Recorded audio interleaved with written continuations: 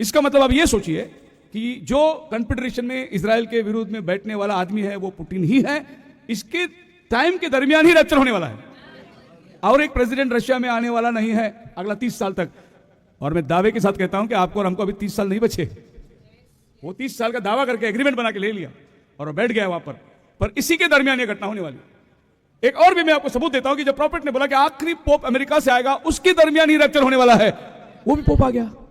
मतलब वो भी ठीक, ये भी ठीक, टाइम के हिसाब से सब बराबर हो रहा है। अगर किधर ढिलाई हो रहा है तो आप और हम ढीले हो रहे हैं। हम लोग के पास तैयारी नहीं हो रही है। हम लोग बहुत दुनियादारी में पड़े हुए हैं।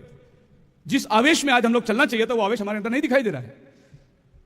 चौथा प्राणी यूरोपियन यूनियन, और यूरोपियन यूनियन को मुर्गे का पंख है करके बोलता है।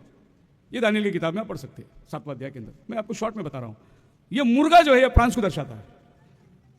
मुर्गा का पंख फ्रांस का प्राणी है, प्राण के पक्षी है। सो यूरोपियन यूनियन और फ्रांस दोनों एकत्रित है। अभी आप देखिए कि एक एक राष्ट्र का बात तो कैसे कहता है। अब ये लोग गठबंधन में आएंगे, ये लोग एक साथ आके बैठेंगे तो आप देख सकते हैं कि आज की तारीख में ये 5 देश है जो इजराइल से विनती कर रहे हैं कि तू हट जा, वहां से इधर से हट जा, वो मंदिर दे दे तू, पैलेस्टाइनियन स्टेट डिक्लेयर करो। और इजराइल को बोलते हैं 2 स्टेट को लेके आएंगे। इजराइल बोला हरगिज नहीं हो सकता, ये राज्य में यरूशलेम में दाऊद के सिवा और कोई नहीं बैठ सकता। वो बोला हम पैलेस्टाइन को देंगे नहीं, लेकिन ये लोग इधर बैठ के इजराइल को कैसा बांटना है, 2 स्टेट कैसा बनाना है करके ये लोग चर्चा कर रहे हैं। आप सोचिए, कन्फेडरेशन, 3rd वर्ल्ड वॉर का कन्फेडरेशन चर्चा कर रहे हैं लोग कि इजराइल को कैसे बांटेंगे। और जब ये लोग चर्चा कर रहे हैं तो दानियल के स्वप्नों को जब आप देखते हैं तो दानियल ने देखा यही जानवर लोग सब साथ में बैठे इजराइल को मिटाने की बात कर रहे हैं। पहला जानवर ब्रिटेन का आदमी बैठा है, यूनाइटेड स्टेट बैठा है, रशिया बैठा हुआ है, यूरोपियन यूनियन बैठा है। ओ हालेलुया। देखो आज ये लोग मीटिंग ले रहे हैं, 2500 साल पहले दानियल बोले ये लोग सब साथ में बैठे हुए हैं। क्या बाइबल है? मैं तो बोलता हूं ये बाइबल को एक बार लेके छू लेंगे। क्या किताब है ये, क्या रहस्य में बातें बताती है, क्या दर्शन और स्वप्न उनके नबियों ने देखा। आप मेरे साथ है?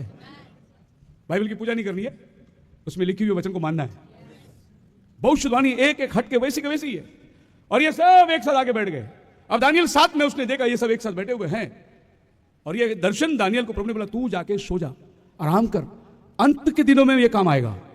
अब ये लोग आ गए, अंत के दिन आया, इसके लिए हम लोग एंड टाइम मैसेज में अंत के दिन में हम लोग आके बैठे हुए हैं। ये गठबंधन हो रहा है। अब ये सब एकत्रित आने को देखेंगे तो हम लोग रेवल्यूशन में जाना पड़ेगा। तो जब प्रकाशित वाक्य 13 अध्याय को आप खोलते हैं उसका 1 और 2 वचन के अंदर देखिए फिर एक जानवर आता है, ये भी समुद्र से आ रहा है। और दानियल के 7वां अध्याय में जो 4 जानवर है वो भी समुद्र से ही आ रहा है। अभी समुद्र से आने वाला जानवर कैसे दिखता है देखो, यूहन्ना ने इसका वर्णन कैसे किया। तब मैंने एक पशु को समुद्र में से निकलते हुए देखा जिसके 10 सिंग और 7 सिर थे। उसके सिंगों पर 10 राजमुकुट और उसके सिरों पर परमेश्वर की निंदा के नाम लिखे हुए थे। जो पशु मैंने देखा वह चीते के समान था और उसके पाँव भालू के से और मुंह सिंह का सा था। उस अजगर ने अपनी सामर्थ्य और अपना सिंहासन और बड़ा अधिकार उसे दे दिया। देखो क्या देखा उसने, वो उसका मुंह सिंह के समान है, उसका बदन चीते के समान है, उसका पैर भालू के समान है। अब वो समुद्र से जब निकले थे वो अलग अलग थे, लेकिन जब जॉन प्रकाशित वाक्य वाला देखता है कि सब जानवर एक जानवर में बदल गया। अभी एक ही जानवर निकल रहा है, उसके अंदर भालू भी है, उसी के अंदर चीता भी है, उसी के अंदर सिंह का मुंह है, सब एक बन गया अभी। और उसको कितना मुकुट है? 10 मुकुट है। कितना है? मुकुट हमेशा राजा को दर्शाता है। सिंह, जब भी बाइबल में सिंह आया मतलब राजा, तो इसको 10 सिंह है, मतलब 10 राजा लोग इसमें रहेंगे। अब वो दानियल के पैरों में कितनी उंगलियां हैं? मिट्टी और लोहे का बना हुआ है। वो जब आएगी तभी प्रभु यीशु का आगमन होगा। अब ये 10 सिंह वाला राजा आकर एक गठबंधन को लेके आ रहा है। बोलो हालेलुया। बात आपकी समझ में आ रही है?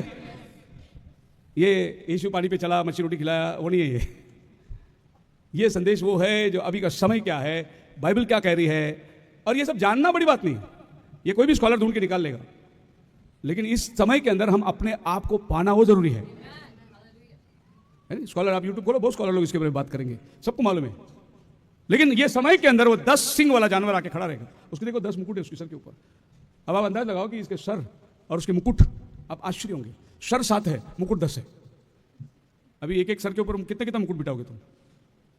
अगर एक सर पे 2 मुकुट बिठाओगे तो 7 का 14 हो जाता है, लेकिन 10 ही है। ये भी एक रहस्य में बात है कि ये बाकी का जगह खाली कौन लेगा, ये बाकी का जगह भरेगा कौन। खैर कोई बात नहीं, हम वचन में उसको देख सकते हैं कि 7 सिर में 10 मुकुट कैसे बैठते हैं। और फिर इसी को आप प्रकटीकरण 17 में आ जाओगे, वही जानवर फिर से दिखाई दे रहा है। लेकिन अब की बार जब जॉन देखता है तो जानवर के ऊपर एक औरत बैठी हुई है। अब यही जानवर 3 दृश्य में आ रहा है आपके पास।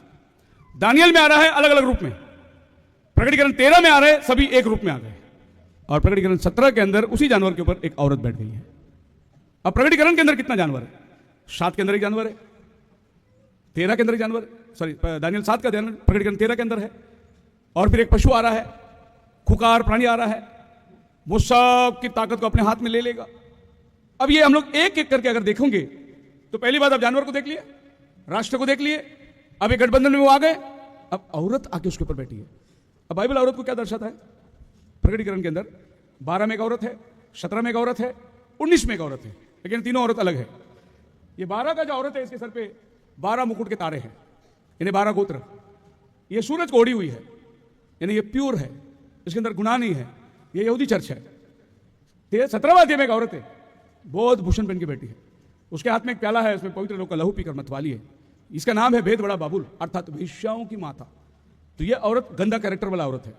और फिर 19वां अध्याय में एक औरत है, वो अपने दूल्हे को भेंट करने के लिए शादी की तैयारी होकर जा रही है, वचन को परिधान किया हुआ है, श्वेत वस्त्र पहनी हुई है, वो औरत अन्य जाति दुल्हन को दर्शाता है। बोलो हालेलुया। अब यहां पर हम अन्य जाति दुल्हन है, हमारा चित्र 19वां अध्याय में आता है, लेकिन 19वां अध्याय में आने के पहले आप 4वां अध्याय में ऊपर जा रहे हैं, और 4वां अध्याय 19वां अध्याय के बीच में यह औरत लोग का उद्धार है, 7वां अध्याय में इसका उद्धार है, और 17वां अध्याय में उसका न्याय है, क्योंकि यह औरत को पकड़कर बिस्तर में डाला गया। 18 अध्याय के अंदर, हे बड़ा बाबूल तू कैसे गिर गया, पृथ्वी के राजाओं को तू वेश्या का बन किया। तो यह औरत जो है पृथ्वी के साथ में रिश्ता बांधती है, यह औरत जो है पृथ्वी के राजाओं के साथ व्यभिचार करती है। यह शारीरिक व्यभिचार नहीं है, यह आत्मिक व्यभिचार है, और बाइबल आत्मिक व्यभिचार की बड़ी भयंकर रीति से बात करता है। और यह आत्मिक व्यभिचार जो है बिल्कुल जैसे आप एक डॉक्टरन को एक डॉक्टरन के साथ में मिलाओगे, उसको भी आत्मिक व्यभिचार बोलते हैं। खैर वो अलग सब्जेक्ट है, लेकिन मैं औरत को दर्शाया, बाइबल जिधर भी औरत बोलती है वो कलीसिया को दर्शाता है।